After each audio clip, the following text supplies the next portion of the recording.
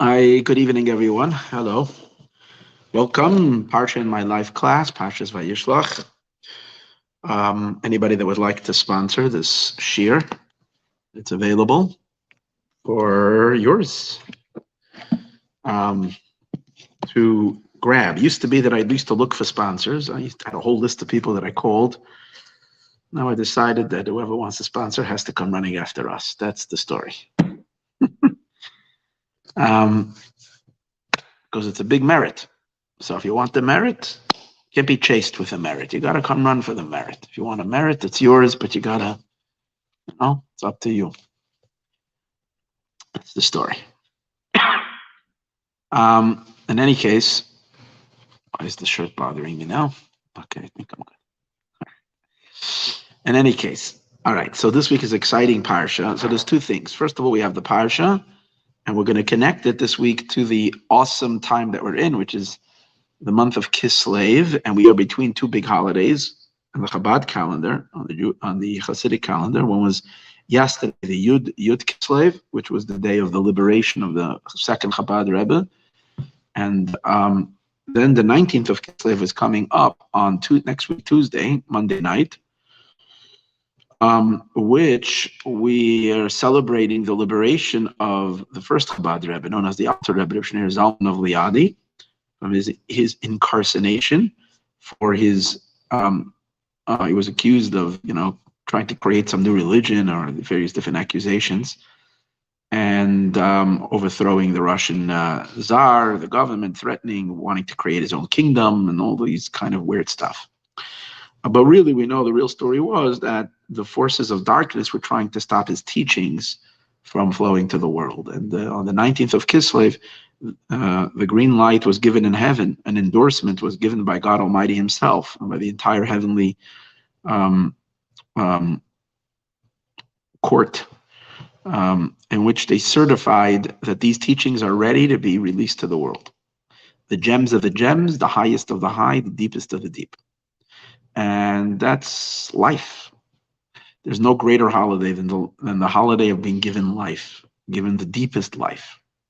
For us who are on this channel and get to enjoy these very deep teachings and inspirational thoughts and life-changing ideas, altering ideas, this is our holiday. This is the day in which, and we refer to the day as Rosh Hashanah. It is a Rosh Hashanah. It is the beginning of the new year for the deepest, core essential, esoteric teachings of the Torah. Now, although it's happening next week, it is blessed from this Shabbos, as we know that the Shabbos blesses the entire week. So the Shabbos is the culmination of the week, but Shabbos is also the forebearer and the empowerment of the following week. So this Shabbos, Parshas Vayishlach, in which we read the Torah portion of Vayishlach, is going to give the oomph and the energy and the power to the following week, to the great holiday of the 19th of Kislev. So what I would like to do is find something in the Parsha which will open up the gates for us to appreciate how awesome the 19th of Kislev is, and so we can get ready ourselves. So by the time that day comes, we will really be ready to be open and really absorb this incredible godly light. Everybody that wants to come to Maya, we're having an awesome concert here.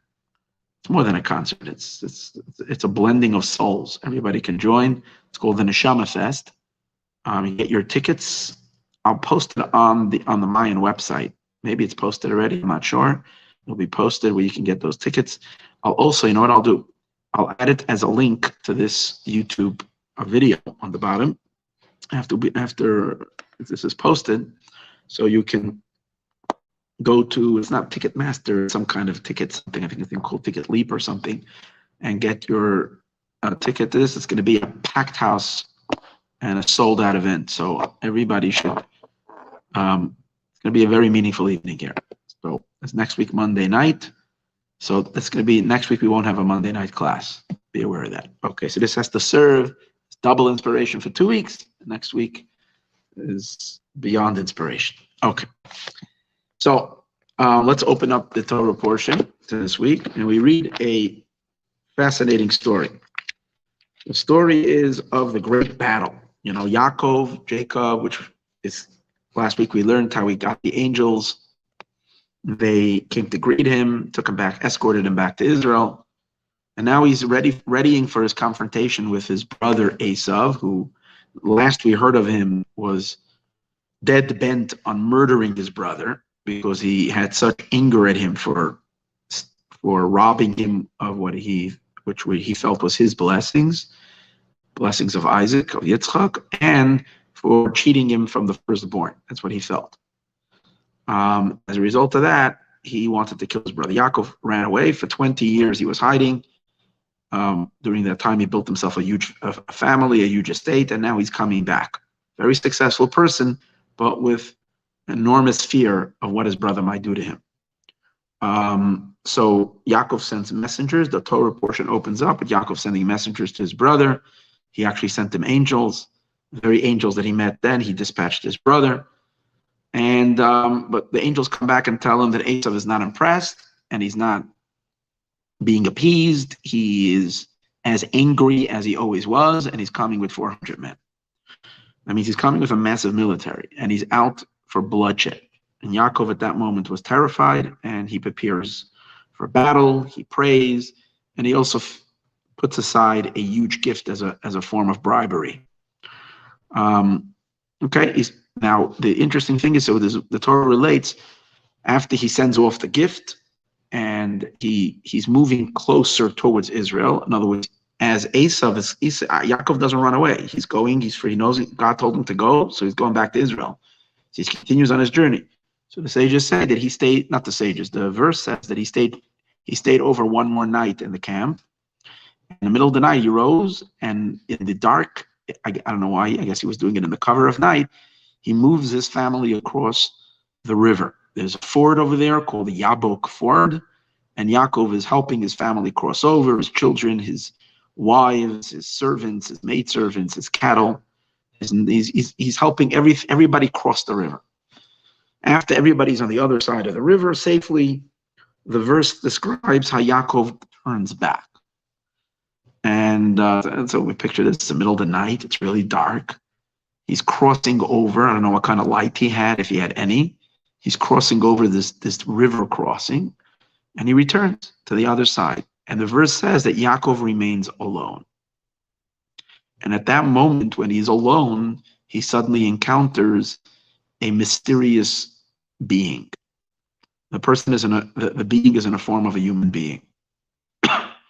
And the guy is not friendly to him. Not only that, but the person, picks a fight. And before you know it, Yaakov is engaged in a wrestling match with this individual. Doesn't exactly describe the duration of the fight, but it went on till the morning. Could have been a couple of hours. It was a very frightening time.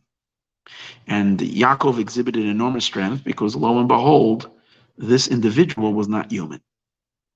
Imagine that. So Yaakov is fighting with a angelic being, and according to most of the interpretation, this angelic being was the angel of Esau, of his brother Esau. What I noticed today was, I never really picked this up. It's so funny how you can learn Chumash for so many years and you don't put together certain things. So I always read the story, I always knew the story, but it never crossed my mind that you realize Yaakov sent angels to his brother Esau. So Esau says, you have angels, I have my angel too. Esau sent him back an angel too. Whether Esau was conscious of it or not, but the fact that Yaakov encountered Esau's angel was exactly measure for what he was doing to his brother. Now Yaakov doesn't have bad intentions. He's sending the angels in order to help him facilitate his relationship with his brother. But the fact that Yaakov sends him angels brings about that now he's left alone, and an angel of Esav comes to fight him. The thought I had today, which was interesting, which I have to still develop, this is not what I'm talking about tonight, is just that there always has to be a balance in a person's life between the structure of good and holy and unholy. If you bring into your life enormous spiritual powers, if you increase the power of holy, there will always be an adversary to match. So if you gain more insight, recognize that it doesn't mean that you're evil inclination is going to disappear immediately. Actually, it's going to run to the gym and it's going to exercise a little bit and come back much stronger than it ever was before. So fight you, because life has to be a battle. It's just that now that you're more empowered, you can fight a stronger adversary. And this is the way it is. The sages say, whoever's greater than his fellow has a bit greater evil inclination. So basically, when Yaakov elicits the help of angels in his encounter with Esau, guess what? He gets the angels on the other side come to match him. But because he's a holy and godly person connected to God, he prevails over the angel. I guess the point of the fight, what it seems like, was the point of the fight was that the angel wanted to throw him down on the floor. That's basically what it was. It was like kind of a wrestling, and the one that would cause the other to fall, that would be the winner, the declared winner. So that's what it seems like. The angel is, because the Torah is describing they were locked in a wrestling, and each one was trying to take the other one down. When the angel sees that time is running up, like when they have these matches, whether it's boxing or whatever they call it, UFOs or whatever, not UFOs, whatever they call it, MMA, whatever these matches of fighters. So you have a certain, they're in the wrestling ring for like a couple of minutes, and then you have the bell or whatever. The guy stops them because time's up. So that when the angel sees that he's running out of time and he can't defeat Yaakov, so he decides to injure him. In other words, I guess, so why couldn't he injure him earlier? It seems like the point wasn't the injury. The point was to dominate him by throw him on the ground. When he saw he couldn't throw him on the ground, he injured him on his thigh, on the top of his thigh, in his sciatic nerve. Yaakov sustains an injury, but in the end, Yaakov wins because the angel then saw that he couldn't defeat him, and now he's begging to leave, and Yaakov has him. I don't know if Yaakov had him in a headlock or whatever it was, but Yaakov had the angel strongly in his hands, and he didn't let him leave. The angel is begging to be released because angels can't show up late. It doesn't work that way. If you're an angel, you got to show up on time, because you can't say I'm human or whatever. And angels are. And when Yaakov was holding the angel down and he didn't let him go back, it was devastating to the angel. So he begs Yaakov, and Yaakov says, I will not let go of you until you bless me, until you concede, because by that time Yaakov knows that they have to understand, obviously, from the story, that the main battle over here wasn't the physical battle. It was a physical battle, but the physical battle was a reflection of an unbelievable spiritual war that was going on between the forces of holiness and the forces of darkness. And Yaakov now asks the angel that he must concede to him the firstborn, and he must concede the blessings. And the angel was trying to delay it, but in the end, he concedes the blessings and basically he hands Yaakov the win. He surrenders, he's subdued. And he says, and he does it by telling Yaakov that he'll have a name change. And from the name Yaakov, he will become Yisrael. Yaakov can have a connotation of cunningness, coming crooked, because that's what Esau was always saying, my brother crooked me. And now he said the name Yisrael as the name Yashar. Yashar means straight. That means it's straight, it's correct, it's right. I admit that the blessings are yours morally and ethically. It's not stolen, it's not crooked anymore. So what I perceived as an injustice, I now understand that it's not, because it's only right that you should have those blessings. That's the story. On the words, so it's a fascinating event. If you can just stop, pause, and just watch this nighttime, like what was this family thinking? Where was he? Where they didn't check, they heard noise. It was a silent battle. What's going on? It must have been terrifying. You think about fighting with this angel. Esau is the strongest power in the world. You're talking about Rome and all the forces of evil that were like later manifested in all the generations, all wrapped up in this powerful being. But the story of Yaakov prevailing is that Jews might be injured in our long history. It's obviously everything in the Torah is a model for what was going to happen later. Jews in our course of history will go through difficult challenges and difficulties, and at certain times even sustain injury. But in the end, we are left standing. No one can take the Jew down. All the old anti-Semites and the older ancient anti-Semites and the brand new anti-Semites, like we discussed last week. It's a futile attempt because the Jew will remain standing and he will prevail and he will usher in a world of light and godly consciousness and holiness and goodness and laughter for the entire world forever and ever. That's just going to be the end story. That's the story. And whoever is all the adversaries of the Jewish people will concede and bend their heads towards Israel at the end. That's the reality. Now, on the words, which the opening of this whole story, the narration, is that Yaakov goes back, and it says, "Vayavaser Yaakov levado." Yaakov remains alone. So the Midrash says, what is this meaning of he was alone? So there are two comments which seem to be as far from each other as possible, and what we are going to do is reconcile it with a very deep teaching.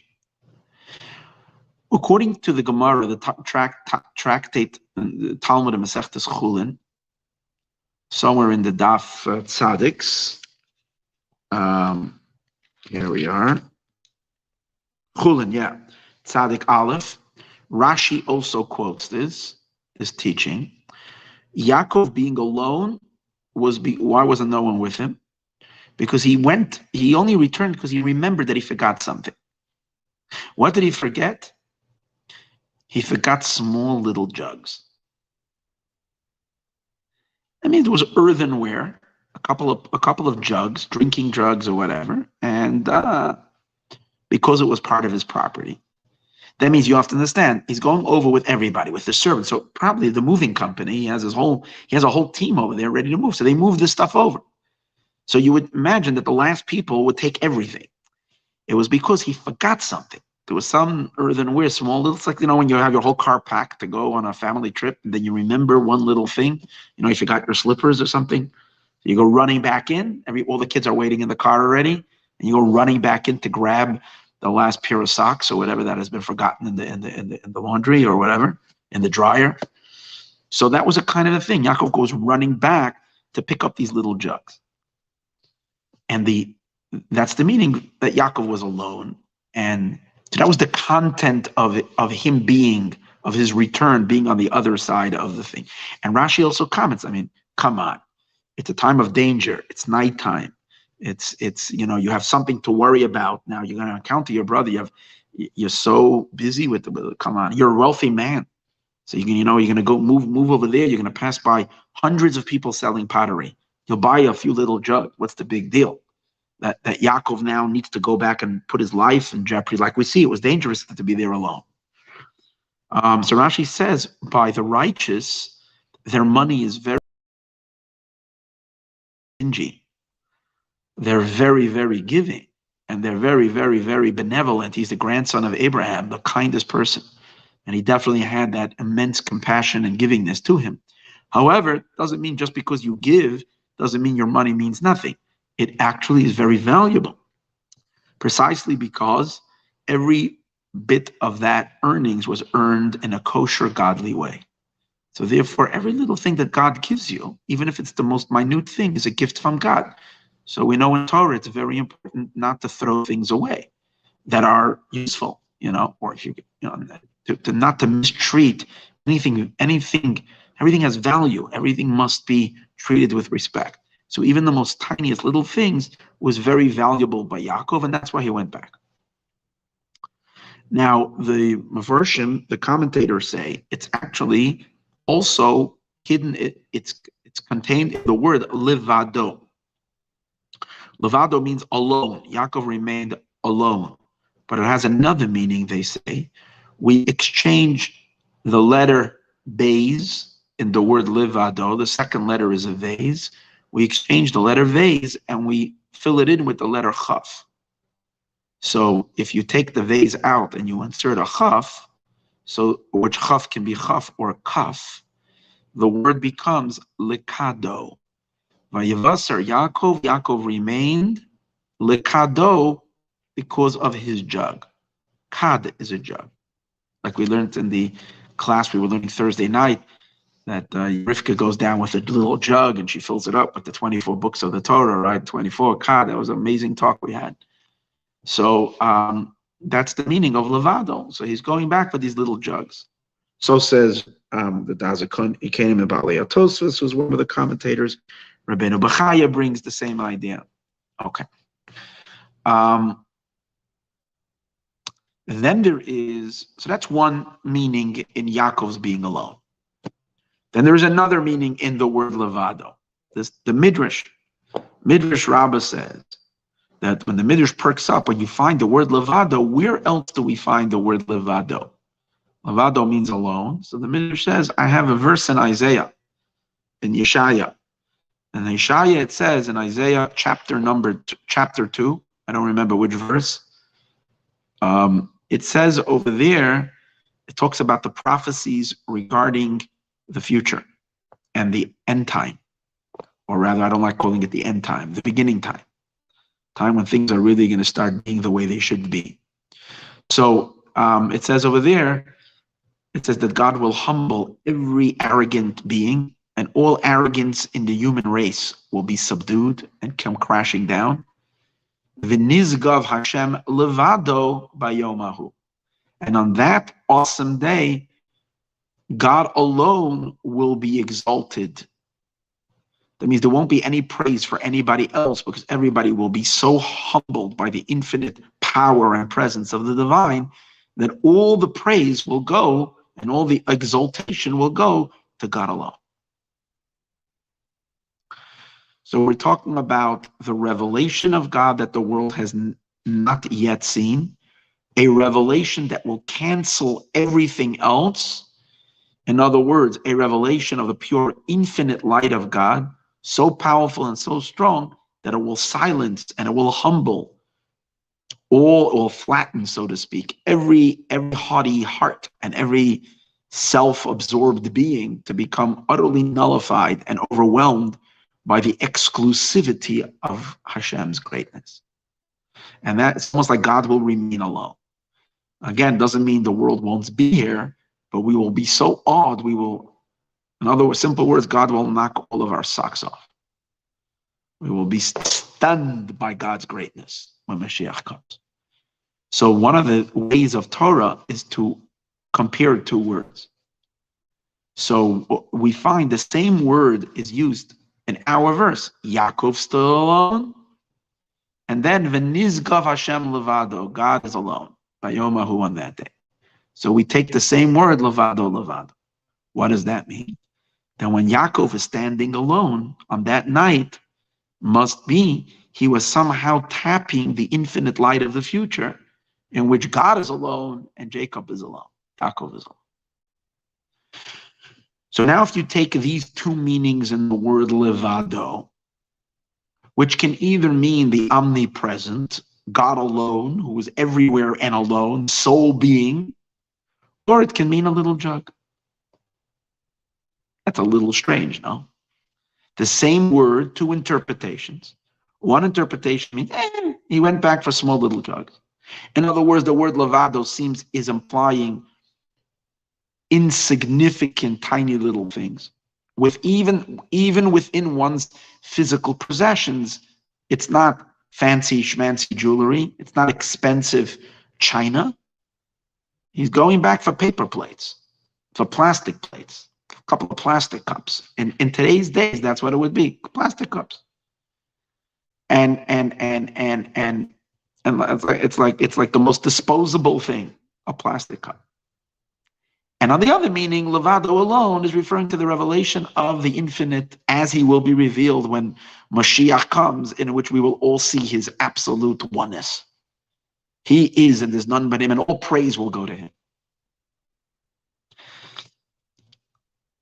How can one word hint to both these extremes? Very strange. Now, who says they're related? It's one word, but there's two other interpretations. One is according to the Talmud, and the other one is according to the Midrash. But it doesn't work that way. Torah is one. And therefore, if you have even 10 interpretations in one words, they're interlaced and interwoven one with each other. They're not isolated and disconnected interpretations. They weave together to form one magnificent tapestry. So in our case, how do we join together such foreign ideas of a little tiny jug and Hashem's oneness? So the answer to that is the 19th of Kislev. That's exactly the answer. Well, for a moment, let's stop for a moment and find that in the 19th of Kislev, as we mentioned earlier, the great celebration of next week, in which we're going to celebrate the victory of Hasidism and its ability to gush forward and bring the most awesome light to the world. Regarding Hasidic revelation, there's something very strange. Hasidism is hands down the coolest part of the Torah. That's it. Anybody that has learned Hasidic philosophy and teachings just can't get enough of it. And it's almost like it's hard afterwards to go into learning others, unless you learn Hasidus so much you can see the Hasidus in everything you learn, which is part of what we're talking about tonight. But really, it's like hands down the most mind-blowing part of the Torah. In other words, Torah lends itself to many levels of interpretation. We were learning in the other night 600,000 interpretations on the simple level, and then on the various different levels. So, and then you can learn mysticism, and above mysticism is Hasidic teaching. So the question is, if it's so awesome and it's so deep and it's so mind-blowing, then where was it all the years? And how come my great-great-great-great-grandparents did not know these teachings? It's really, really a question that we have to ask ourselves, Earlier generations did not study Torah on this level. They studied Torah more on a simpler level. They were way bigger geniuses than me. I'm not a big genius, but they were very wise and knowledgeable. But they stuck mainly to the ranges of halacha, and of course also to midrashic type of teaching and this kind of thing. But even many of the mystics. But the awesome teachings of Hasidus were only released to the world about 250 years ago. Now, in Jewish history, that's not American history. That's a long time. That's almost the entire history of the United States of America. But in Jewish history, that's a little fraction of our history. It's only the last, we've been around for 3,500 years. But the teachings of Hasidus are new to the world. So the question has been asked. So much so that it kind of was bothering people, where people would question you couldn't question the authenticity of Hasidus, because once you learn it, you inherently know that this is true and real. It resonates in the deepest core of your being. There's no question of its validity and its truth. But the question is a big question. How come earlier generations, which were far more virtuous than us, they were more refined, they were more dedicated, they were way more devoted, they were way more committed, and they were on a much higher stature than we, and yet they were not given this great knowledge? And only what we call us schleppers, us schlamazels, us leftovers, so to speak, the souls, so to speak, at the bottom of the bucket, the leftovers at the bottom of the barrel, who are the last souls, were given this enormous, priceless gift. So there are two explanations of why we were merited it and it was not given to the early generations. The first explanation that is given by the Hasidic masters, because they themselves had to explain this. And they said, well, it wasn't released because the generations were able to serve God wholeheartedly and accomplish that which they needed to accomplish without it. Because their darkness was not as dense. They did not have so much garbage, so to speak, to deal with. They had less, their world was not as low as it is now. The world was on a generally higher state. They lived in communities where there was much more of a spiritual support system in the small Eastern or over European Städtlach and in the Middle Eastern countries. There was much less temptation as it is today. Didn't have all the stuff that are going on today, and as a result of that, they were able to combat the demons in the world without the heavy guns. They didn't need such heavy artillery. Just like you see in modern warfare, when your enemy was coming and shooting bows and arrows and slingshots, you didn't need nuclear weapons to defend yourself. You can kind of, defend yourself with also bows and arrows. Bow and arrow, maybe some gunpowder, maybe, they started bringing in a little bit the rifle, the cannons, but that's about it. You were pretty good. But as the other side advanced and more modern, more devastating, powerful forms of weapons by bad people. So the good people need to arm themselves as well with such super powerful artillery. And that is the reason why, because as we get closer to the end of time, God leads us into lower parts of the creation.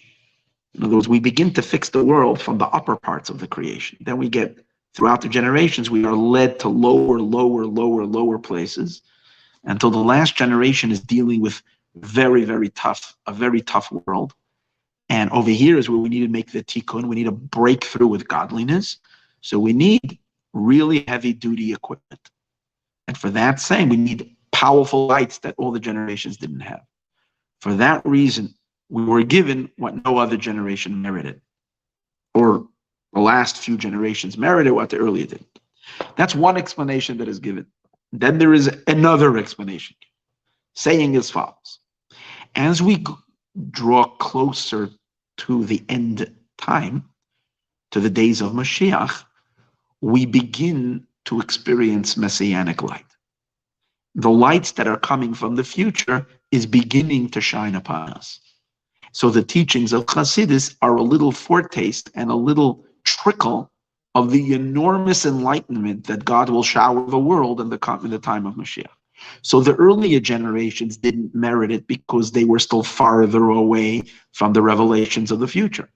They were really still basking in the light of the early days of biblical history. During the early days of history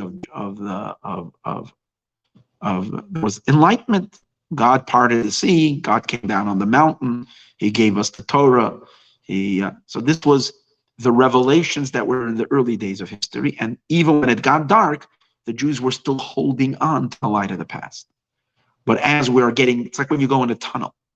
When you go in a tunnel, I grew up in New York, and we were always going, here in Los Angeles, we don't have really tunnels that much. But in New York, we used to always go in the Battery Tunnel, in the Lincoln Tunnel, and the Holland Tunnel. So you go in on one side, and you watch the daylight fade away into the gloomy light of a tunnel. It's also lit up, but it's a different kind of light. It's not the nice bright blue light of daylight. But then as you're nearing the end of the tunnel, I remember always sometimes you sit in traffic and it's almost getting impatient as kids, and then we would look and look and look and look, and then we were looking for when we can see already and get a sense that we're coming out of the tunnel. This is the times before GPS, so you couldn't see it on your Google Maps. So you just were no clue. So you're sitting there impatient. We would look out, but when you start seeing that the nature of the light in the tunnel is changing, you're getting to the end. So that's why. So the way it is explained in Hasidic terminology is that we find that on Shabbos, on the seventh day, the holy day of the week, we're supposed to have special delicious foods. The foods of Shabbos are incomparably more gourmet than the foods of during the week. We're supposed to honor the Shabbos. But here's the thing. It says in it's really this identity. I didn't really pay attention that this is really the concept of big taste from Shabbos food is a idea that is taught to us by the Holy Ari. I thought it's from Tayameha, that the idea of tasting from Shabbos food on Friday, I thought it was a more ancient idea. it brought in halacha, but it's actually brought from the Ari, and from the Ari it made its way into halacha. Ari is a great Kabbalist. So he taught that it's a mitzvah on Friday to taste from the Shabbos food. Even though it's only Friday, we should taste a little bit of the Shabbos food. So what does that mean? The days of Mashiach, the time of the redemption, is compared to Shabbos. And all the delicious food that we're going to have then is symbolic of the enormous enlightenment that God will feed us in that time. The enormous teachings, godly teachings that will fill the world during that time. So it's really happening on Shabbos. We will make Kiddush, and then we will have this enormous feast, spiritual feast, which will, to some degree, also impact the physical. However, on Friday already, which means the last generations of exile, which are kind of already in the twilight zone, moving closer into the end day of Friday of history, moving closer to Shabbos, we are merited to receive this messianic revelation. And as we discussed at other times, the Baal Shem Tov, the founder of Hasidism, made his way into the Jewish world with his new teaching exactly, it's in the year 1740. The Baal Shem Tov was revealed as till then he was a hidden tzaddik. No one knew who he was. But when in 1733, he started, his cloak was removed, and people started seeing that we're dealing with a godly human being here who has a message. And he was teaching for about 26 years. During his time that he was revealed, 1733, 1740, obviously, was 7 years into his revelation. 1740 corresponds in the Hebrew year 5,500. What that really, since creation. From the year 5,000, we entered into Friday of times. According to a Jewish tradition, we have 6,000 years as the world corresponds to the 6 days of the week. So the first 1,000 years is Sunday, second 1,000 years is Monday, so on and so forth. Friday is also 1,000 years, from the year 5,000 to the year 6,000. However, in our Jewish calendar, the way you count time is first night, then day. So 500 years of the 1,000 years is night, and 500 years is day. So when is it on the cosmic calendar Friday morning? In the year 5,500, corresponding to the secular date of 1740. And that's exactly when the Baal Shem Tov started to make an upheaval with his Hasidic approach and teachings in Eastern Europe. And that's where Hasidism comes from for the next next 9 generations, from 1740 till now. And it just gets brighter and brighter and brighter as we're getting. So what do you see from here? We have 2 explanations regarding the debut of this awesome teachings, but they're very different than each other. The first explanation has to do with the lowliness of the world, because the world is so extremely dark, because without this we would be completely overwhelmed or crushed by the darkness and by the evil in the world, and we would ourselves become completely corrupted. So in order to strengthen us, we need this intense light. So it's because of the darkness, because of in other words, what brings the light is an enormous negativity. It's a pathetic time. It's a dark time. It's a horrible time. So that's why we need a lifesaver. And this is the Hasidic teachings that's here. It's a lifesaver.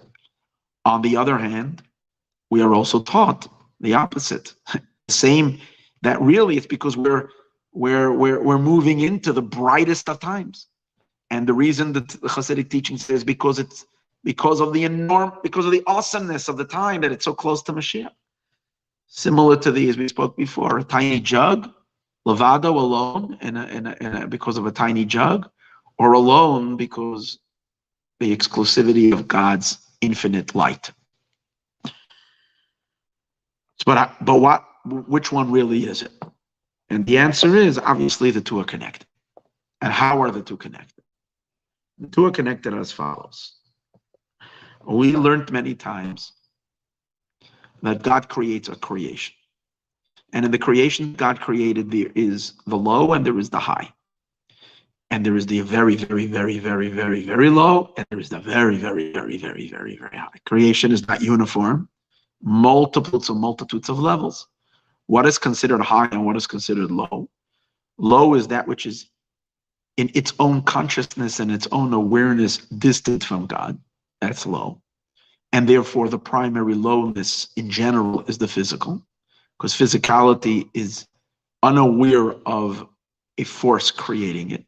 Physicality feels and senses that it exists from within itself. It doesn't even feel that it needs to have an explanation of why or how it is. It just is, and it's comfortable. That's it. Physical, it's physical. It's the material. It gives off a facade as if it always was. It always will be. It is because it is. Don't ask questions. We're okay. It's good. That's the physical. The spiritual, and that's the low. And within the physical, we know there are things that are more refined, and therefore it does ask a question. Who and how and why I'm here. For example, Abraham, amongst all physical people, he asked the question because he was a little bit of a refined child. So he made that question. He didn't accept the physical notion we're just here because we're here.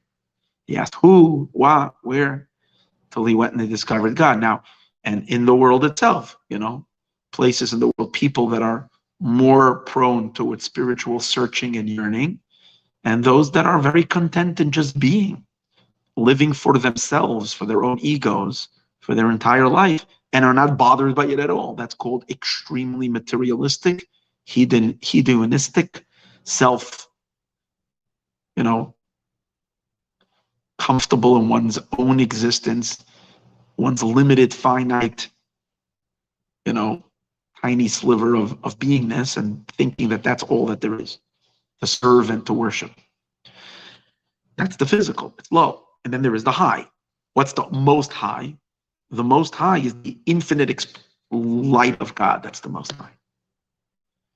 And then between the ultimate revelation of God, which is high because it's closest to revealing truth, God's infinity, God's absoluteness. So the light of God is the most high. Between that is endless levels. Till, like, as the infinite light dims a little bit, till it can even allow for some other creatures or beings or worlds to exist. But even those incredible spiritual worlds, because they're very high, are so conscious of the infinite that they basically are dissolved in God. They don't have much self at all. And then the light further descends and then condenses and gets less, and the world and the experience of existence other than God starts to become more pronounced and more pronounced and more pronounced. Somewhere along the way, angels come into existence that have somewhat of an awareness of self and a being of self, but they also have an intrinsic awareness of source, of a creator. And it goes down, down, down, down, down, until we get to the physical. And that's the lowest, because the lowest doesn't feel God at all. So you have the high and you have the low. And what's the purpose? The purpose is to take the very, very high and merge it with the very, very low. That the lowest point of existence, which means the physical earth, and within the physical earth, those parts of the physical earth that are the most unspiritual and the most unseeking of the divine message or a divine truth, completely ripped away and torn away and stuck, so to speak, in their own stuffiness of their own existence. Yet even they should become enlightened. And what kind of an enlightenment should they have? They should experience the ultimate truth of God's infinity. So wishful thinking, to enlighten, to bridge the two together. And here's the trick: God can't do it. You say God can do it, fine. He can make the most ignorant become the most enlightened. God ties his own hands behind his back, and he will not do it. The work is given to us. To who was the job given? The job was given to Israel, to the Jewish people. And how will Israel, the Jewish people, accomplish this? They will utilize the Torah. So here we have the Torah by the application of the Torah through the Jewish people throughout millennium and millennium. All this time, and spreading throughout the entire earth, across the entire world, learning the Holy Torah and doing these holy, awesome mitzvot. This is how we create the bridge and the fusion. And one day we will wake up and earth will be brighter than heaven. That's just what's going to happen. That's Mashiach. And that's the purpose. God wants to have a home in the low. The earth will be so aware of God, so powerfully aware of and it will be experienced in the lowest of places, the highest lights, literally the infinite lights that are infinitely above the creation will be experienced by earth, by the lowest points in the world. Now, so there's a marriage of that which is endlessly big, so to speak, to that which is infinitesimally small. Now, what happens as a result of this marriage? As a result of this marriage, the essence of God is tapped. See, the high that we spoke about, the high, very, very, very high, is not the essence of God. It's, as we said, it's the light of Hashem. It's where God's truth is experienced the most, but it's experience. It's revelation of the infinite. And by virtue of it being the revelation of the infinite, it hovers above the creation, because the creation being finite can't handle it. It cannot reveal itself in the finite world. And definitely not in the lower points of the finite creation. And definitely not in the lowest point of the finite creation. So there is the high, there is the low. In order to marry the high and the low, for them to become unified, someone that transcends all definitions of high and low must be revealed. And that is God's very self. Because God cannot be defined with any definitions. Neither high, neither low, neither infinite, neither finite. One thing we know about him is that he is the force beyond all beingness. And since he is the force beyond all beingness, he is the force beyond, or the power behind infinite light. Because what's the infinite light? The infinite light is revealing him. So he is, it's almost like there's the light and there is the luminary from where the light comes from, the light. So he is he is also the being and the force that brings the low into existence. In other words, that which is ignorant and completely disconnected from anything spiritual, holy, and godly, right? The most selfish of things, the most stuck up entity. After all philosophical discussions of how it came to be, it too doesn't exist only because of God. So it too is him. In the ultimate truest of this sense, it is only him. There's him revealing himself and him concealing himself. But it's both him. And when the very him, the very, very essence of God emerges, only his very self can cause this fusion and bring the two together. But what will happen? The essence is the power now that's being tapped, that's emerging. And what is it doing? It's taking the greatest revelation and making it be revealed in that which is utterly not a vessel for that revelation, utterly not a container for it. And yet, in it shines the greatest light. So that's the purpose. That's the end game.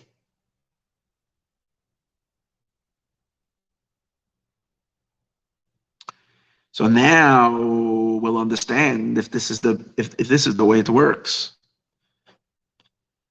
So we'll get to understand how the beginnings of the grand finale of this great grand achievement is realized. In other words, everything comes in stages. So this doesn't just pop out one day.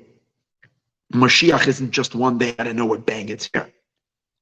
There's a process. There's a leading up. There is a system of a certain progression to the Mashiach state.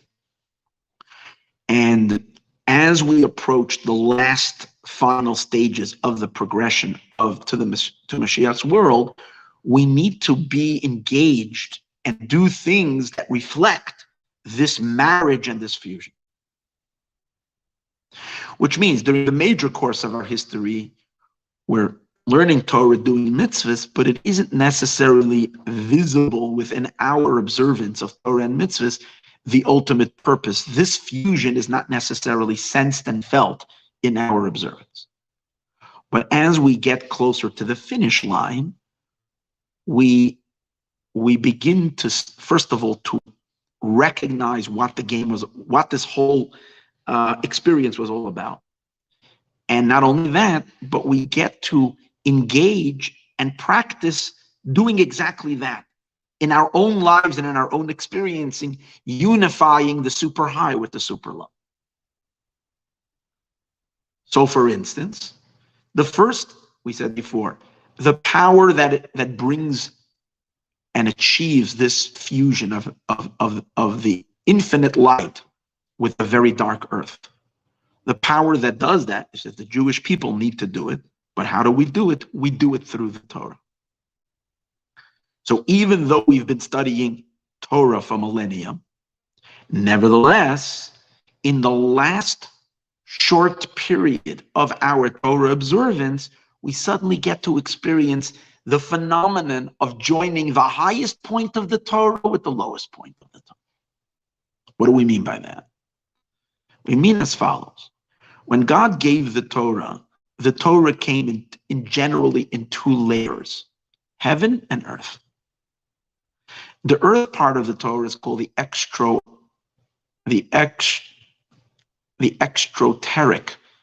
realm of the Torah. What is that? Practical Torah in which teaches a person observance. Included in that is the code of Jewish law, Shulchan Aruch. First of all, the 5 books of the Torah and scripture, however interpreted and read in its most simplistic form, what we call pshat and so forth, in which we're not dealing with, spiritual things. We're seeing everything for its simple meaning as a simple physical story down here below, a story or a law and so forth, and then carried over into the oral law, which is the Torah Shabbat Peh, which is the Shulchan we spoke before, the code of Jewish law, the Talmud, the Mishnah. All that is study of intricate behavior, legal study of the legalities of Torah. All aspects of Torah governing physical behavior. That's the earth of Torah. Torah as it is applies to earthly living. Kosher, not kosher, innocent, guilty, things like that. Pure, impure, all the 6 parts of the Mishnah which make up the infrastructure, the skeleton of all Torah law. And that is what's studied by most Jews when we talk about Torah study. This is the primary occupation. Then there has always been, from the dawn of time, the heaven of Torah. And what's the heaven of Torah? Mystical concepts. Mystical concepts of Torah, for instance, are the divine names. Deep secrets of Kabbalah, of mysteries of Hashem's names, and angelic beings, and other celestial worlds, and so on and so forth. Now, these teachings, although they were not that common, meaning most people who studied, most scholars, stuck and were primarily engaged in the study of the revealed Torah and didn't dabble so much in the mystical, but there were saintly, holy people. Usually they were very people of a very high stature, a very high caliber, who were very removed from physical indulgences. They were saintly people who didn't eat much and didn't drink much and fasted most of their lives and submerged themselves in freezing cold mikvahs, all to gain a certain spiritual sensitivity, to thin out the body and to increase the soul. And those exalted, usually more aesthetic, what do they call them? Not aesthetic, how do they call them? Aesthetics, yeah. Those,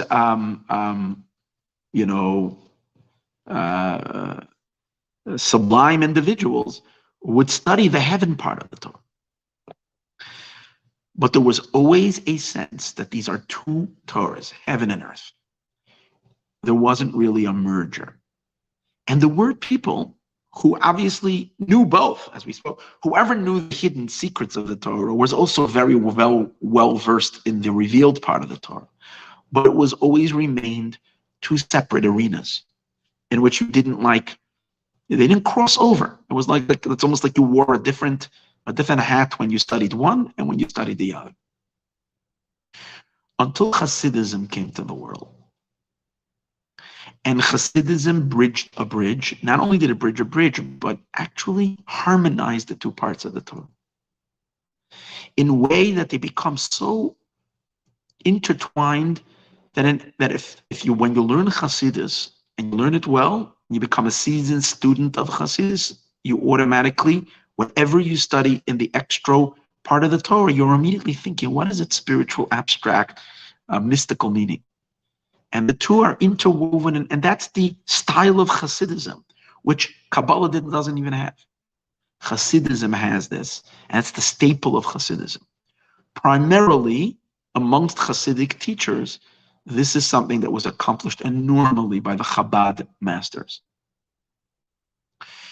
Reb Shneur Zalman of Liadi was destined to be the one who would cause this merger. So much so that the day he was born, or maybe before he was born, I think it was the day of his bris. I have to research it, but the Baal Shem Tov, the founder of Hasidism, was aware of this. Now, let me give a little history here. Reb Shneur Zalman of Liadi, the founder of Chabad Hasidism, was a student of the Baal Shem Tov.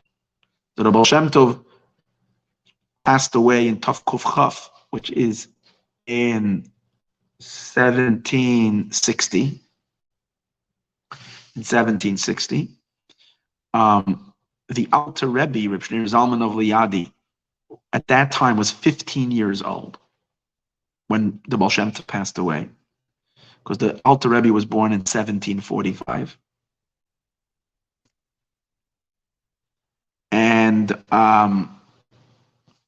the Alter Rebbe didn't study by the Baal Shem Tov. When the Baal Shem Tov passed away in 1760, his student, Reb Dov Ber, the Maggid of Mezrich, became the Rebbe, the leader of the Hasidic movement, the fledgling Hasidic movement, for 12 years. Then the Mezricher Maggid passed away. The Alter Rebbe, Reb Shneur Zalman of Liadi, went, and I think for the last 7 years of the Maggid's life was a student of his. And that's where he was introduced to Hasidism. But when Reb Shneur Zalman of Liadi was born, the Baal Shem Tov knew about this awesome soul that was coming to the world. And he said, I think it was the day of his circumcision, he sat with his students, and he said, today, this enormous new neshama that came to the world was given a name, and his name is Shnei Or. His name was Shneur Zalman. And Shnei Or comes from the word two lights, because he will illuminate the world with the light of the revealed Torah, and he will also illuminate the world with the lights of the secrets of the Torah. That's the meaning of the word. His word, Shnei Or, it's one word, Shnei Or, but can be split in half. Shnei, which means two, Or means light. Two lights. That he has two lights. The lights of the revealed Torah and the lights of the esoteric. Now, in his lifetime, he actually, this Reb Shneur Zalman, when he grew up, and he became an enormous teacher, scholar, mystic, and he actually authored two of the most fundamental books in the Jewish library. One is a Shulchan Aruch, in which he compiled an actual book of Jewish conduct, halachic conduct. And it's one of the primary halachic authoritative books that there are. The Shulchan Aruch it's called Shulchan Aruch Harav of the Alter Rebbe. It's not the only Shulchan Aruch, but it has a very strong impact on halacha. It's a work of absolute genius. Now, in addition to that, he authored many books, but one of his crown jewel is the book of the Tanya, which is the fundamentals of Hasidism. So he authored both a book contributing to the esoteric, to the deeper parts of the Torah, and also to the exoteric. So it's two things. But here's the thing. These two lights are both part of one name. When his name was Shnei Or, means that they're both one name. Two lights making up one name. Because that was his innovation. His innovation was that he was swimming through those seas of both Torahs in a way where he didn't see any separation and difference between one part of Torah and the other part of Torah. To him, it was one vast ocean. And in every aspect, he combines the two. There's a powerful fusion and integration. Now, let me actually go back to the name Shnei Or. So when you do a investigation, where did the name Shnei Or start? Shnei Or is not a biblical name. Moshe is a biblical name. Isaac, Jacob, right? Shmuel, Samuel, Mordechai. Where is the name Shnei Or come from? So there is a book discussing, halachic book, discussing the origins of names this is in part of Evan Ezra, where it talks about the laws of divorce. And over there, it's very important to know the correct spelling of names. So it discusses the various different names. So in that book, I'll tell you what the name of the sefer is. Hold on. Sort over here.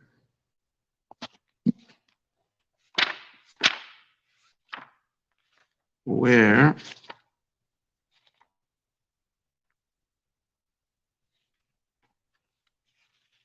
here we are.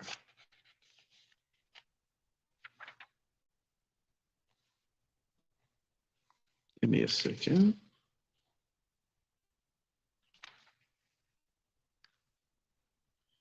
Okay.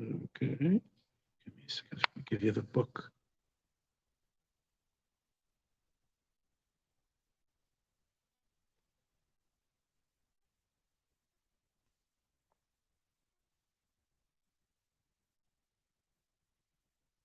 Hold on. So it wasn't over here. So it's over here. So today, I just want to give you, this is very special.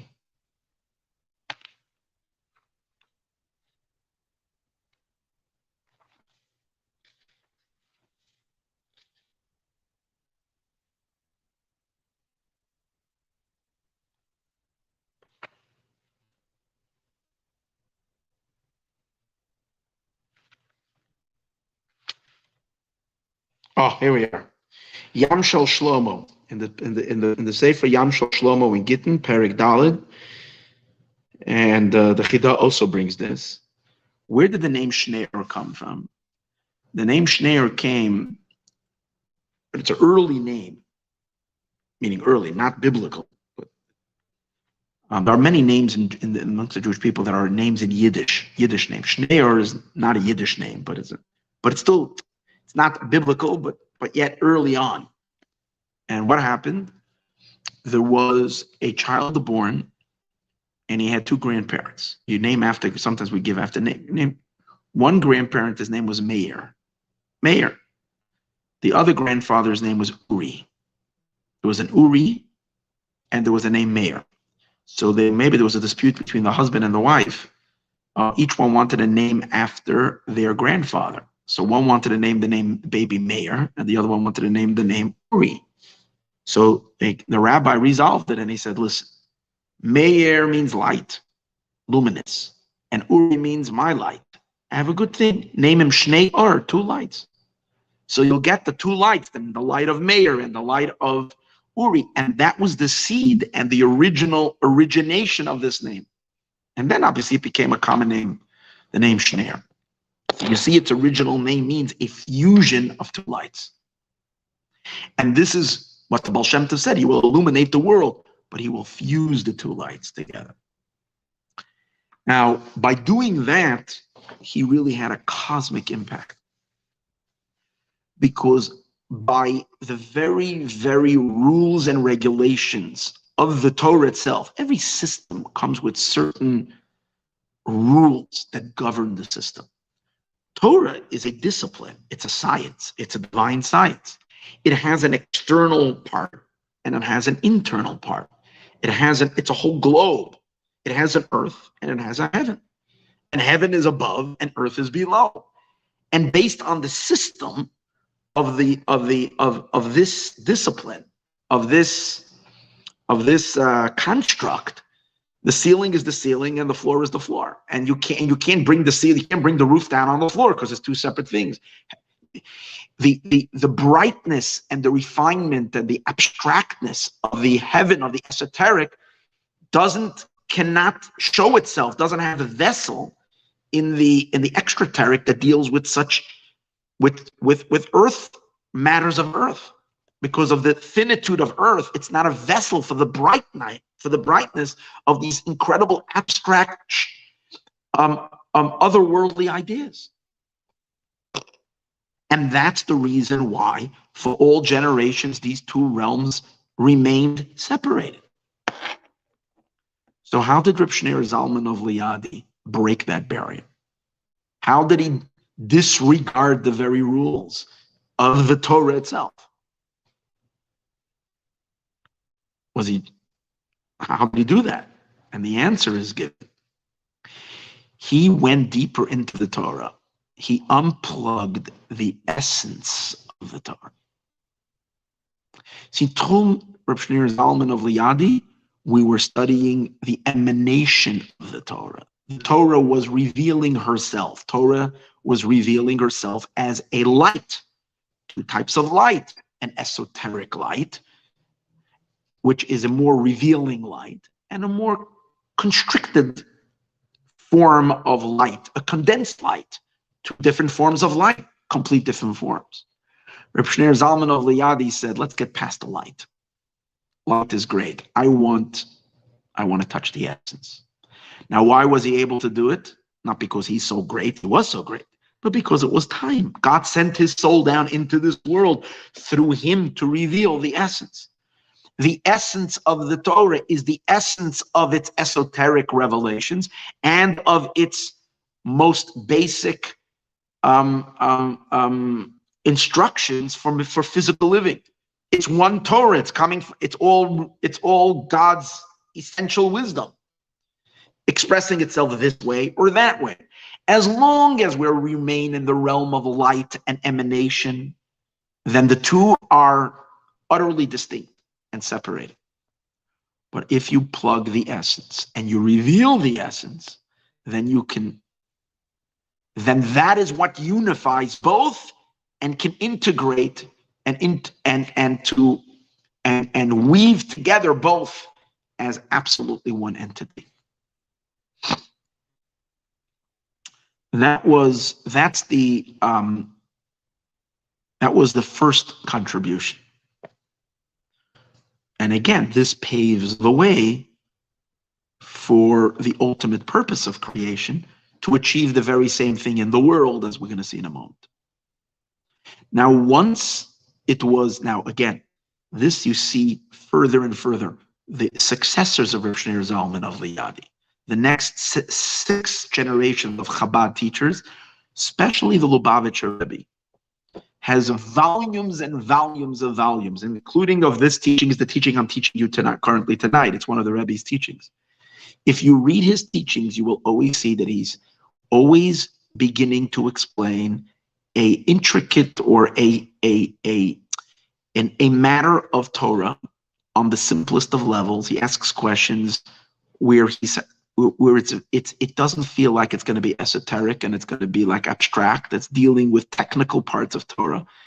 He can literally, build, ask, and like any Torah scholar, and suddenly, out of nowhere, he opens it up and he drops, and he suddenly, peels away the external layers and suddenly opens up to the deepest, most abstract truths.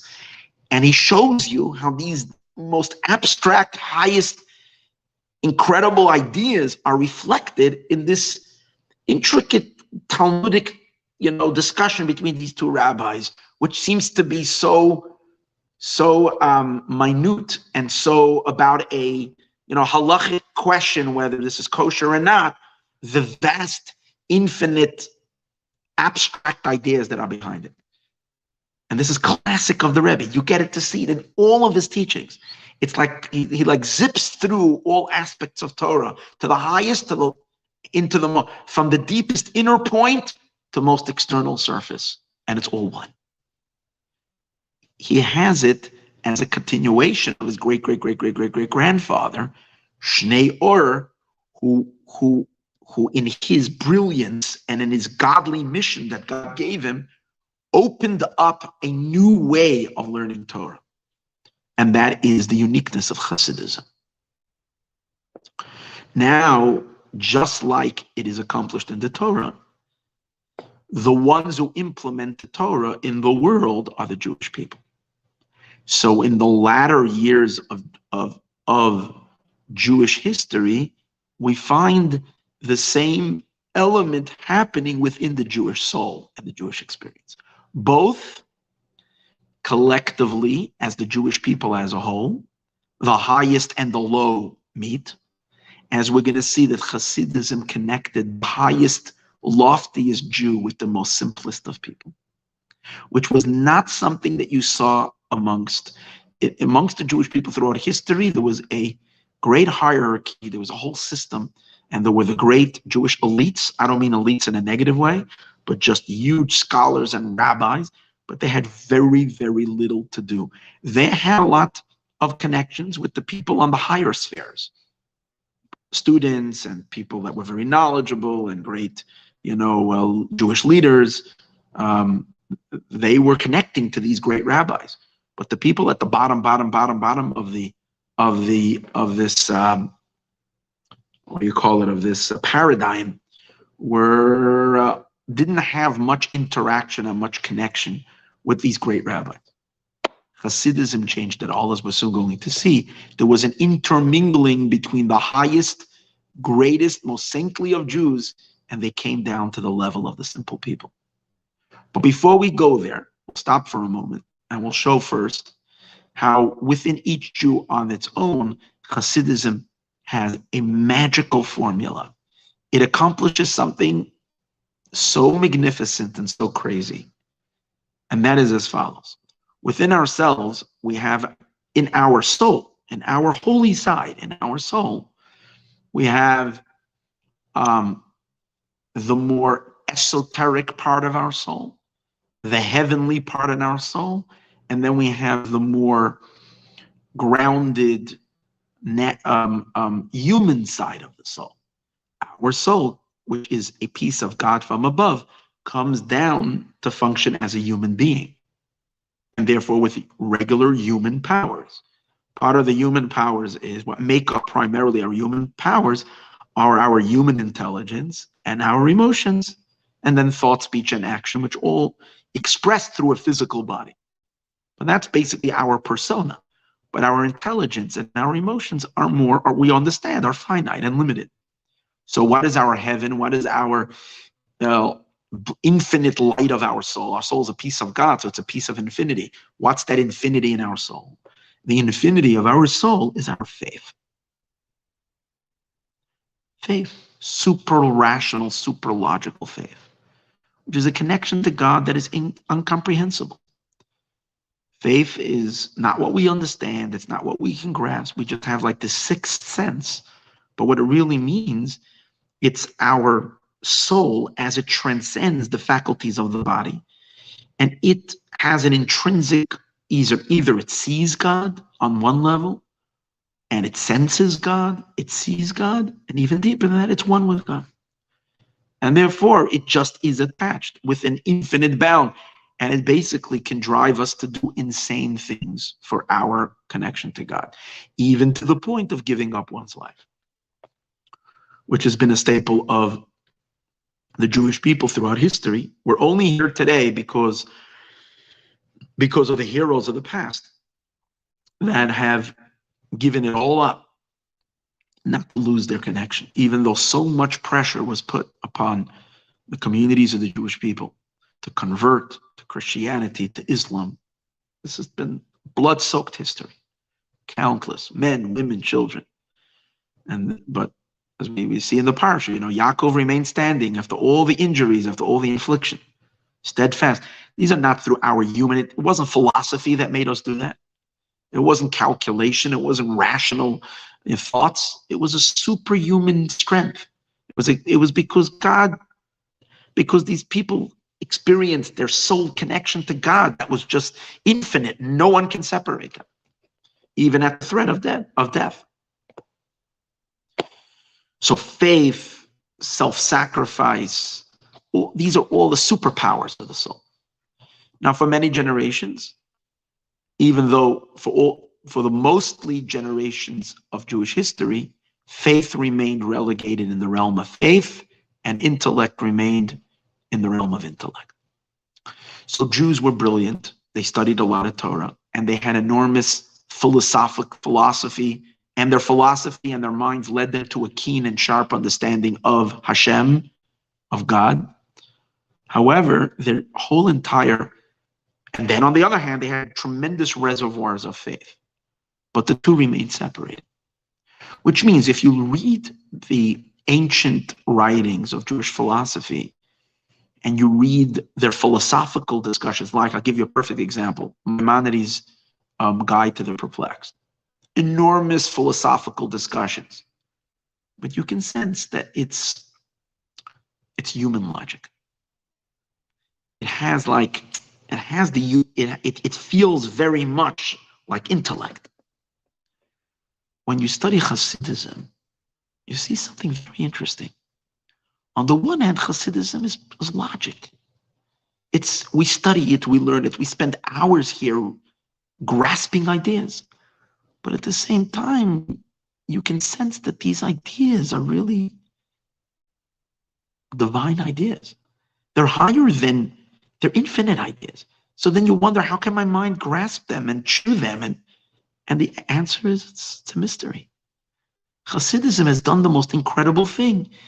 It merged the soul's faith and super-rational convictions and enabled it to come filtering into the mind, that the mind understands the faith without diminishing it to human logic. It remains divine logic, but still and yet it merges with our human intelligence.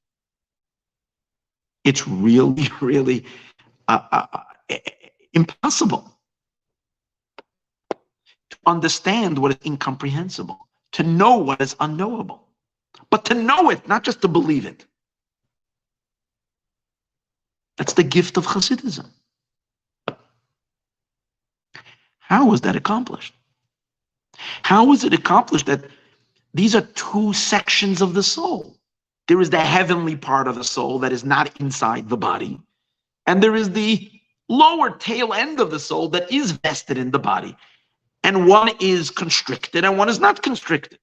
And what is constricted, and what is inconstricted is not constricted. And they don't, the limitation is on both ends.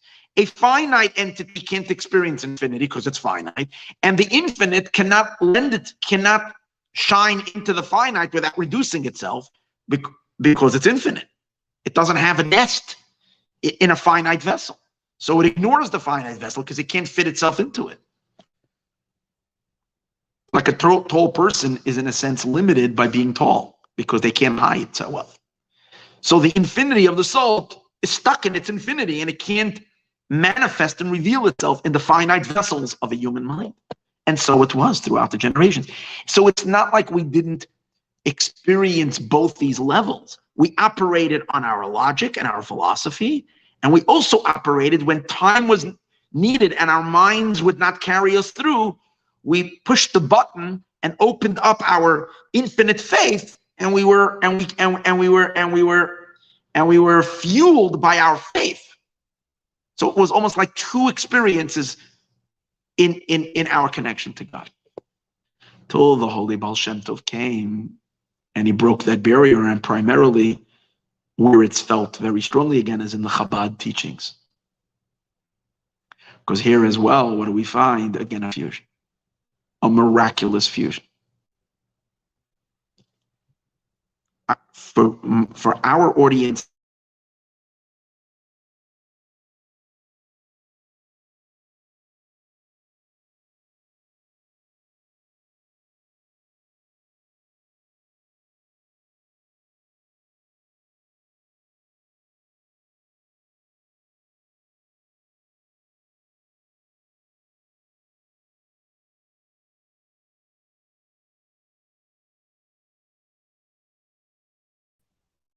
sorry, we lost each other. Okay. For our audience over here, I don't have to explain that this is real. You know it. If you ever came to a Thursday night class, meaning to study those 3-hour classes that we do, you realize it. This is divine wisdom, but yet we're understanding it. And sometimes I'm sure it goes over your head, and so much of it goes over my head. But yet, when we do crack through and it starts to shine, it's like you feel this is infinite. This is like, and yet we're understanding it. How did the Alter Rebbe do this? How did he merge the power of faith and unify it with intellect?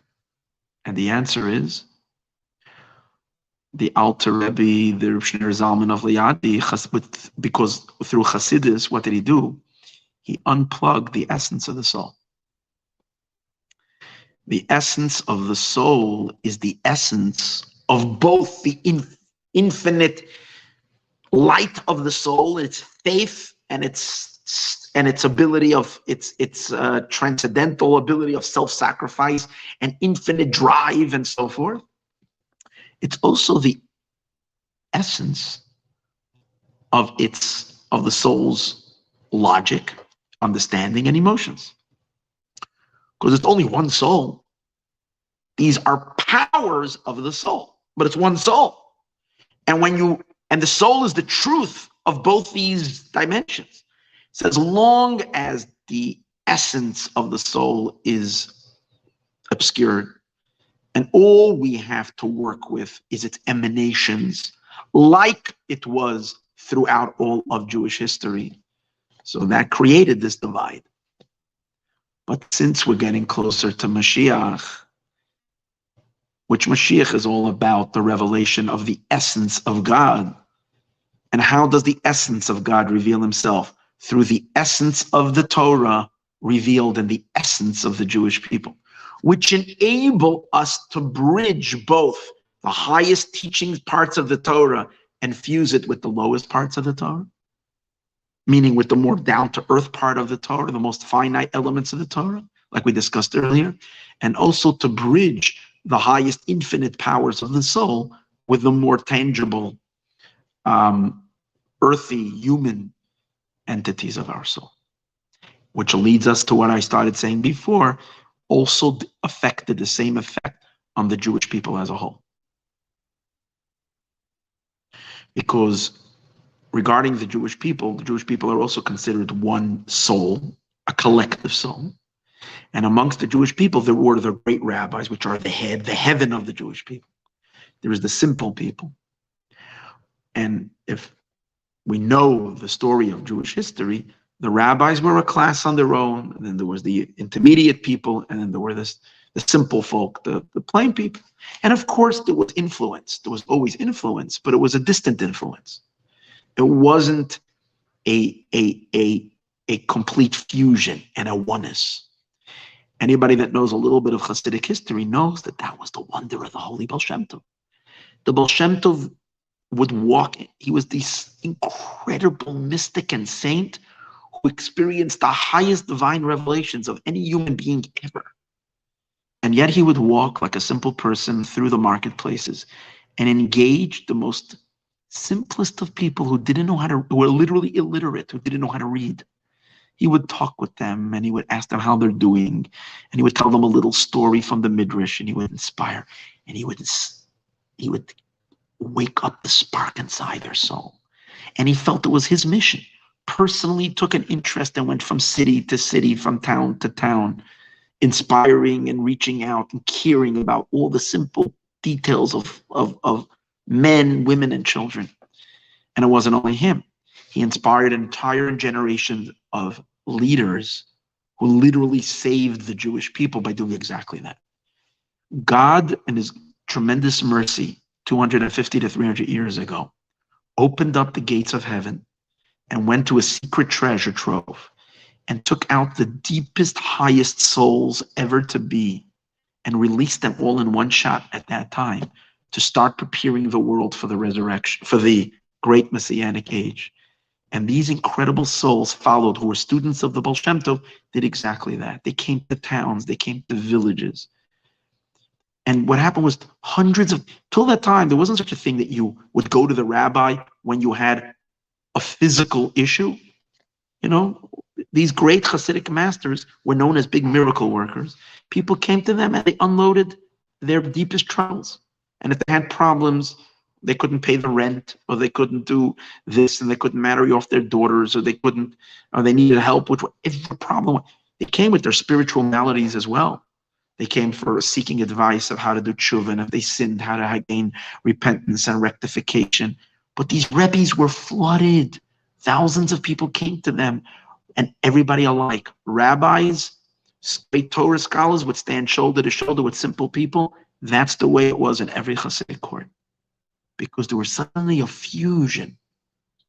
I'll share with you an unbelievable story that someone, it's a famous story, but I'll share it with you today because I woke up in the morning and someone WhatsApped me this story, my brother-in-law. I knew the story before, but it's just refreshing to read it, and I'll share it with you today, showing this exact point.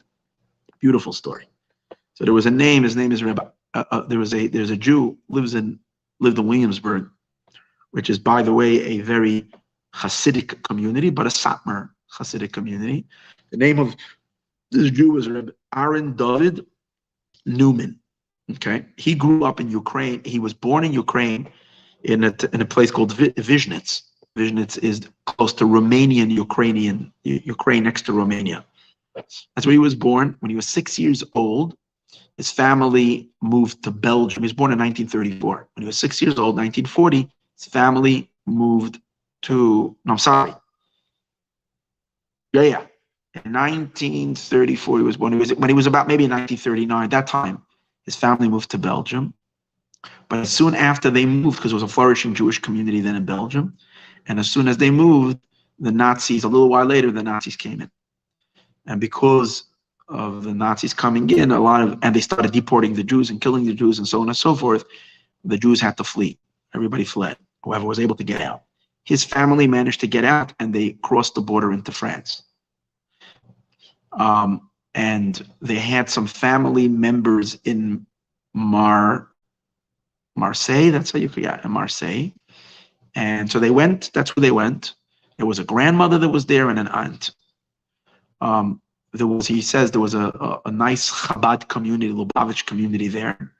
Their family was not Chabad, but they were very, very well taken care of. They took them in and people, but there was at that time, there was a big influx of refugees, and it was literally a mess. And there was a lack of provisions to take care of all these people, food and shelter and that. So they would move from day to day, from house to house. Again, he's 6 years old describing this. Him and his whole family were like always on the run from here, from there. And then when the Nazis came into France, into Paris, it became much worse. And again, much greater refugees were pouring in every day. It was terrible. It was literally a hunger, a famine. People didn't have what to eat. So in the course of all of this, the family split up. And he was put in, and he didn't come and thank God his family survived. But he didn't meet up with his family till after the war. So this is 1940 till after the war. So he's a little boy. He was put into an orphanage. The orphanage was filled with Jewish children, survivors. That many of them, his parents were killed. Many of them that the parents were sent away. And he says it was just terrible in the orphanage. He remembers, you hear crying and crying. Kids would cry out for their parents, but the parents were nowhere to be, there. And then, but in the beginning, at least there was food. But then, as the war carried on, there was a very big shortage of food. And there were days, literally, that the kids went hungry. There was nothing for them to eat. It was just a horrific state. So it was in the summer of 1941, in the midst of the extreme darkness, as dark as it could get for these poor children. A man shows up, and they don't know his name, and he's come with this big bag, and he has French baguettes, like breads, and he has sardines and tuna and different foods, and sometimes potatoes, and he would come to the children, and he would distribute the food to the children, but he wouldn't just distribute the food, here, take the food. He started to get to know all the children. He didn't come once. He came for a few weeks every single day. And he spent hours in the orphanage feeding these children and befriending all these little children. And again, they didn't know his name. They called him Monsieur, which means Mr. in French. And he would soothe them and talk and feed them. And many of the children didn't want to eat. So he would take these children and he would put them on his lap, and he would tell them stories. And and sometimes he would sit down on the floor and play with the children, and literally with a spoon sit there and spend a half an hour feeding one child and then the next. And he says the kids loved him so much that one of the kids who actually was eating pretended that he's not eating so that he can also go on his lap and he can tell them stories. Basically, this was their only he finally had a human being that cared for them, and they connected so deeply, and they loved him. And he knew every single one by their name. There's many children there.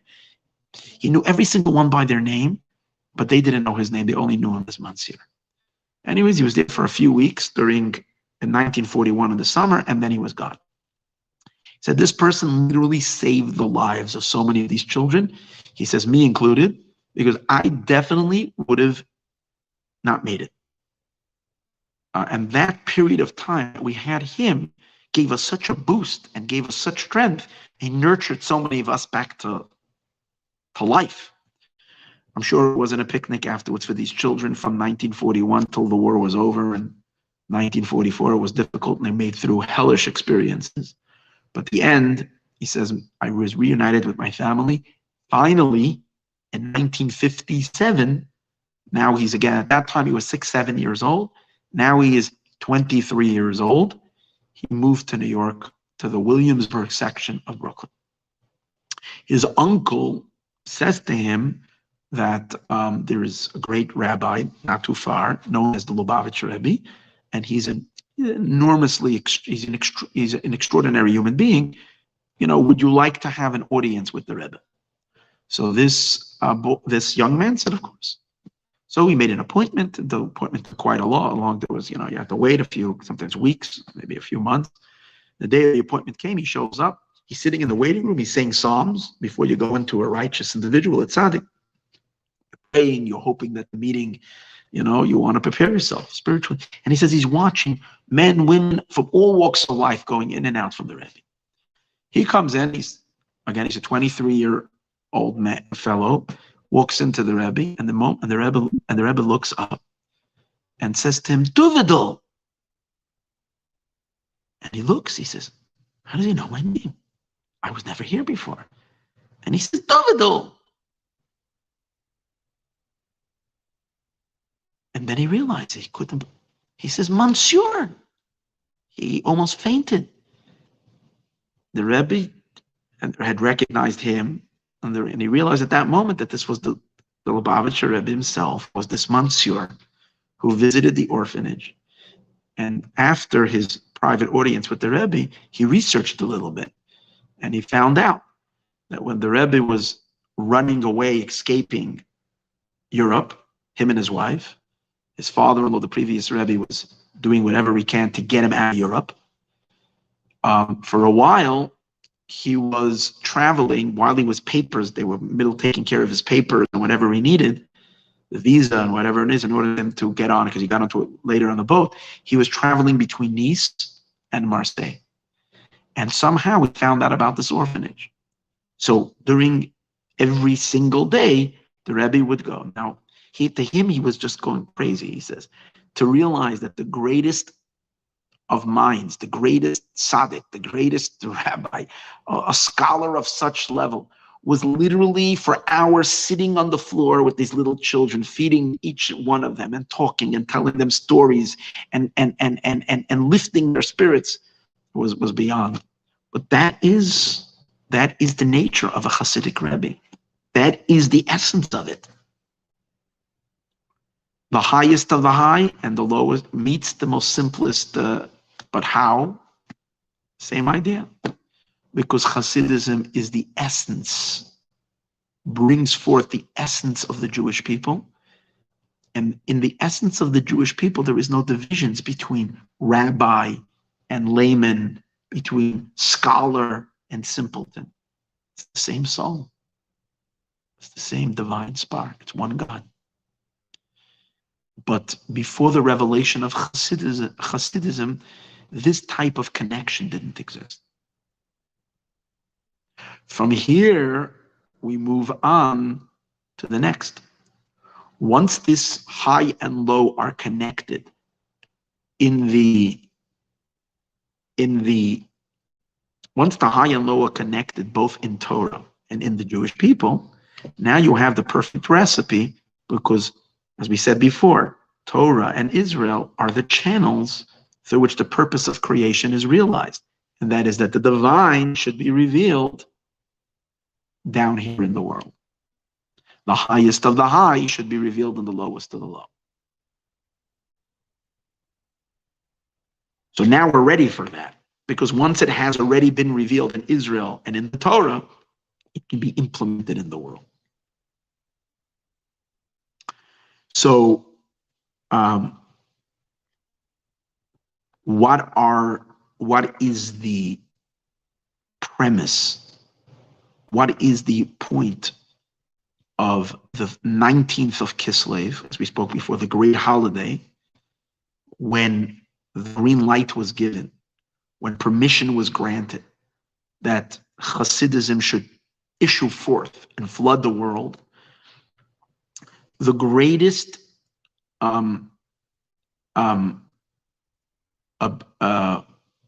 most noble achievement and most important task, so to speak, when anybody studies or learns Hasidus, is that it is your task and your absolute responsibility and obligation to share it with others. Hasidism is not meant to be privately experienced in the comfort of your own life and exclusive to exclusive group of people. Hasidism is meant to flood the world. When the holy soul of the Baal Shem Tov, while he was alive, the founder of Hasidism, ascended to heaven, he was marching around heaven, and he was alive physically, but he was able to, these great saintly people were able to lift their consciousness up to the higher realms. So he would literally soar up to heaven. One time, he writes in a letter, he knocked on the door of Mashiach, the chamber of the Messiah, Mashiach. And he came inside and he said to Mashiach, when are you coming? We're pretty miserable down there and it's getting very late. You're way overdue. Can we maybe get an ETA? That was his question. ETA, please. And Mashiach said to him, when your teachings will flood the world, I'm waiting for you. Mashiach said to the Baal Shem Tov, I'm waiting for you. Once you get your teachings out, when your well springs will flood. So what does that mean? The well springs will flood means, where will it flood? Outside. So we have over here the words. everybody will agree. I was walking in Jerusalem the other day, 2 weeks ago. I was in Israel. I was walking in Jerusalem, and on a cobblestone street or a old Jerusalem narrow alleyway, I came across some beautiful sights. First of all, in one place I hear little children. It was in the evening, it was dark. It was the most beautiful sound I've ever heard. They were all singing psalms together. It felt like the angels were surrounding that building. It was so beautiful. Sephardic children. And they were singing so beautifully the psalms, and everybody, it was mesmerized at the beauty. And then you come across a building, Yeshiva Samukubalim. This is the yeshiva of the Mikubalim, of the Kabbalists. So it's very fitting. In that, and I didn't go in, but I don't know if I'm a Kabbalist, but it's the yeshiva, and it's appropriate. It's in a Jerusalem corner. It's in a holy place. Around the corner is this yeshiva. Over there is that yeshiva. Everything around it is kosher and holy and godly. So most yeshivas, they don't study the Kabbalah, but this is a special school where special people come who are very sublime and very holy, and they go to the mikveh and they immerse, and they're not people that are, they're not materialistic at all. And these are the people that study. This is a fitting place for Kabbalah. That's an appropriate environment. So Hasidism says, great, but that's not the point. The point is that a rabbi in Los Angeles and California should sit and should teach on YouTube without any restrictions of who is learning and who is coming onto the YouTube channel, and reveal the deepest secrets of existence, the most esoteric teachings, and it's flooding the universe. I thank God I'm one rabbi because I'm inspired by the Chabad notion, which Mashiach himself said to the Baal Shem Tov, that's the work that needs to be done. Mashiach said the well springs of Hasidus need to get outside. But it doesn't say they should go outside with a tiny trickle. They should flood the outside. That means wherever it is. Any person can be sitting wherever you are across the world, and you might not be, and we don't do any vetting anymore of deciding who can come into the yeshiva, who can come into the class. Everybody can join the class. Everybody can learn. Moshiach is waiting, which means God is waiting for the flooding of the world with the deepest of teachings. It's exactly the point. The highest of the high. Do you realize that the ideas that we share in this class were not revealed for hundreds of years to people 1,000,000 times holier than us and more refined than us? These teachings were not. They would go crazy by hearing this. This is like wild. And yet, where is it supposed to go? It's supposed to go everywhere, to every nook and cranny of the universe. Hopefully we get thousands and thousands and thousands of subscribers. I'm not just talking about mine. I'm just one channel. But there's many rabbis teaching Hasidism, and it needs to be taught. And if you know something, teach as well. Get it out there. Everywhere, everywhere. The world must be flooded with this enormous infinite light. That's the concept of Mainosecha. And when you teach it, you're not giving just a little taste of it.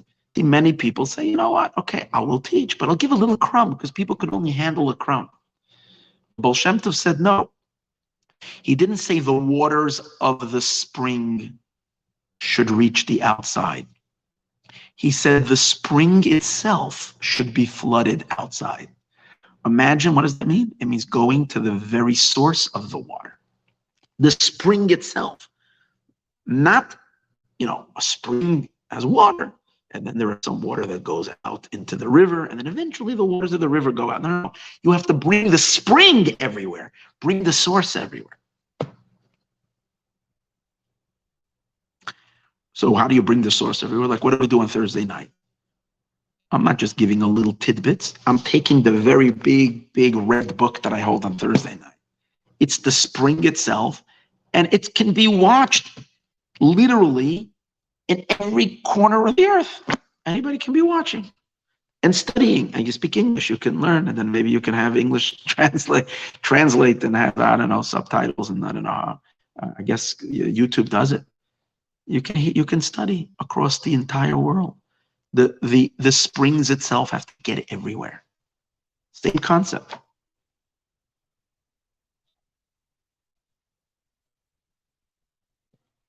What does that do to the world?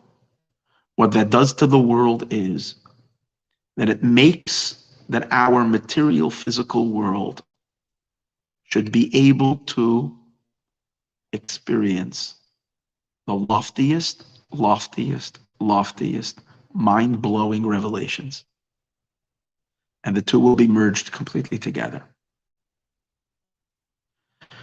The Rebbe goes on to explore how this is also reflected in the miracle of Yutes Kislev, when the Alter Rebbe came out.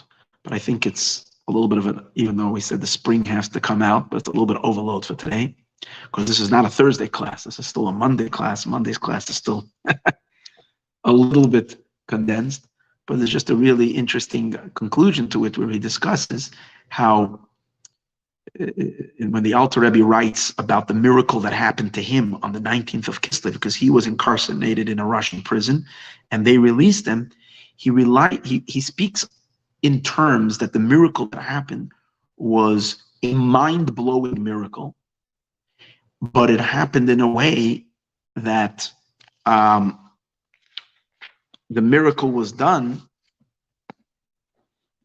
b'kerev haaretz, on the earth, in which the Rebbe explains what it really means is that what causes a mind-blowing miracle, he says, let me give a quick example for it. He says there's three types of miracles. The first is nature. Nature is a concealment of God, okay? Unless you study nature really well, you can see God in nature. And then there is divine revelation. Divine revelation comes from a higher name of Hashem called Havaya Yud-Kei Vav-Kei. Nature comes from the name of Elokim. Fine. But in Havaya, in the revelation of God, of a higher power, of a more infinite light, which translates into a miracle, there's three levels of miracles, he says.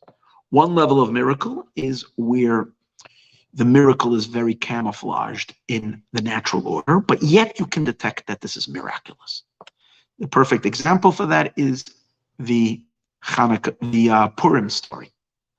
The Purim story, as we all know the story of Purim, is everybody can tell you it was a miracle. God delivered the Jewish people, but on the surface of it, it was just a sequence of incredible coincidences. But when you look at the whole picture, you realize that this can't be coincidence. The king got angry at his wife and he killed her because she insulted him. He was drunk. And then he takes the Jewess. From all the contestants in the world, he picks a Jewish girl. He doesn't even know who she is. She's refusing to say, because if she would know she's Jewish, she might not have taken her. And now he falls in love with her and he marries her. And then after that, Mordechai saves the king's life. And then and the whole situation, how it all comes together in perfect timing. So you can see that God is pulling the strings, but there is a veil of nature. So there is where the miracle is hidden. Then there is a miracle which is beyond nature, but it's couched in nature. Example for that, when the Jewish people came in with Joshua to Jericho, to Yericho, how did they take down the city? The city had enormous walls. What did they do? They ran around the city 7 times for 7 days, and each time they blew shofar. On Shabbos, they went around 7 times, and they blew shofar on the 7th day, and the walls came crumbling. So good. So how did they conquer the city? Miraculous. Not really. You know why? Because in the end, the people came and they all draw their swords, and they conquered the city with a military might. So if it would be miraculous, then don't do anything. God will give it. God will decimate the city. It'll be yours. So you see a blend. There was a miracle. Without the miracle, their armies wouldn't have been able to do anything. But with the introduction of the miracle, God said, "Now I want you to fight." Or there was another war when it's still a biblical story, when the Jews fought against Midian, the Midianites, It says 22,000 Jews, 12,000 Jews were sent out to battle, 1,000 per tribe against the entire Midianite army. They came back after the battle and they counted the people. They didn't lose one soldier. So what is that? It's obviously miraculous. And it defies nature. Not like coincidences. There's no such a thing. When you have a formidable army that you're fighting, someone is going to die. No one. Everybody came back uninjured. But they still fought a war. So a blend of a miracle and a natural phenomenon. But then there is a third miracle, where the miracle is just purely miracle without any camouflaging, without any veil at all. Where? When the armies of Sancherib came to attack Jerusalem, and Chizkiyahu, the king of Jerusalem, said to God, I'm going to sleep, you take care of business. That's what he did. He went to sleep. No war, no nothing. God opened up the ears of the Sancherib's hundreds of thousands of military men. They were exposed to angels singing, and they died because it was overload to their abilities, and they all perished. Thousands of soldiers died, and others fled the city. No one did anything. They were sleeping, and the victory was theirs. So that's a purely above the world miracle completely. When the Alter Rebbe, Reb Shneur Zalman Liadi, discusses the miracle that happened to him on the 19th of Kislev, he's indicating that the energy of that miracle was of this third level. He calls it Hifli Hashem. Hashem did wonders. Wonder represents the highest level of miracle. But then he says, Bekerev haaretz, he did it in the midst of the earth. What does that mean? The miracle didn't break and shatter and destroy nature. The miracle somehow finagled its way into nature. Without it, everybody saw it was like, and like it says, the Alter Rebbe says, all the ministers were astounded of how this Jewish rabbi that they finally thought they nailed him and they can take him down, like walked out of jail without anything. They themselves had to release him and free him. So they wondered, and he was vindicated, but they themselves can see how it was like astonishing, the miracle that happened. So the Rebbe says that's because that's the fusion of Hasidus. So the technical element of the miracle that happened also reflected the same idea that the highest of the high is kind of converging with the lowest of the low. Nature and super miracles are waltzing together and dancing together in absolute unison. That's the magnificence of the story. So now we lead us all back to the questions we asked before. How can it be that Hasidism is revealed in the end of generations because we're the lowest?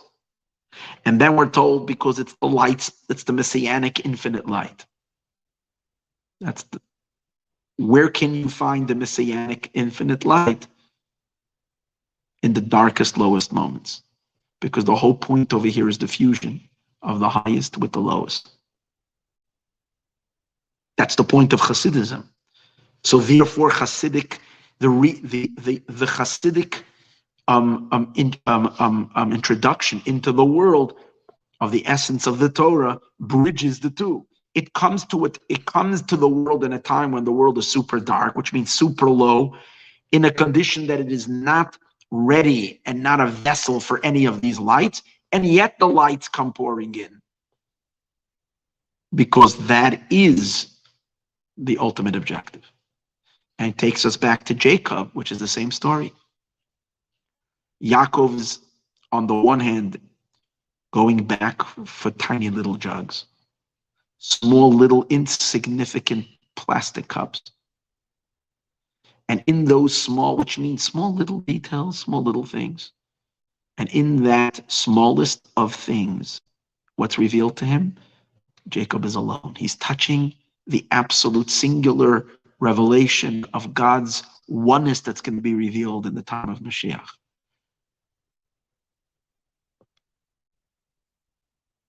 The essence of God is revealed, the plastic cup and the infinite light. are both variations of God's truth. So both of them can stand side by side. Both of them can be unified. And that's where we stand in history right now. We have to start realizing there's nothing small in our lives. There's nothing tiny. It's just truth. Truth of the Eberster, truth of God, truth of his very being. And in the smallest of things, we can find the deepest secrets. And an act of, as I said, Shabbos over here, when you're putting on your socks in the morning and you're choosing if you're going to wear this kind of sock or that kind of sock, that can be the most godliest decision you've ever made. And realize that's what it is. There's nothing that's not godly. Tune in to get a deeper understanding of why that's godly. That's where we are. May we merit the coming of Mashiach. May we merit already, since we're flooding the world, the channels of the world on YouTube, Facebook. And please share. That's the whole point. You could teach yourself, or else share the class with others, because that's the point. We have to get these truths out everywhere. That's the entire objective. So why wait? Why not do it today? May we see Mashiach now.